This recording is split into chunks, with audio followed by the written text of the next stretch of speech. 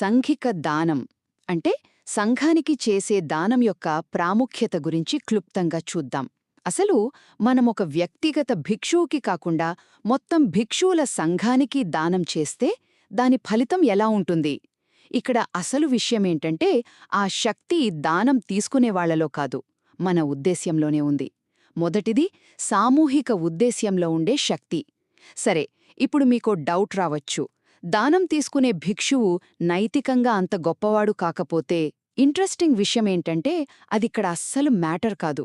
ఎందుకంటే మీ ఉద్దేశ్యం మొత్తం సంఘం కోసం కాబట్టి దాన్నించొచ్చే పుణ్యం అనంతం. ఇక రెండవది అనంతమైన పుణ్యం.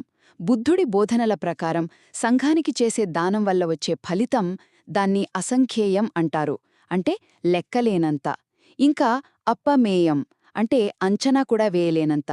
అదే మీరొక వ్యక్తికి, ఆ వ్యక్తి ఎంత పుణ్యాత్ముడైనా సరే దానమిస్తే దాని ఫలితానికి ఒక లిమిట్ ఉంటుంది.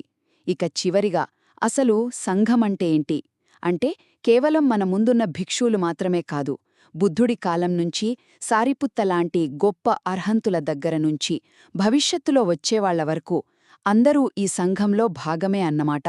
అందుకే మనమొక చిన్న చెంచాడు అన్నం దానం చేసినా సరే అది ఆ మొత్తం పుణ్యరాశికి చేరినట్టే. కాబట్టి బౌద్ధ బోధనల ప్రకారం దానం ఎవరికి చేస్తున్నామనే దానికంటే ఏ ఉద్దేశ్యంతో చేస్తున్నామన్నదే చాలా ముఖ్యం.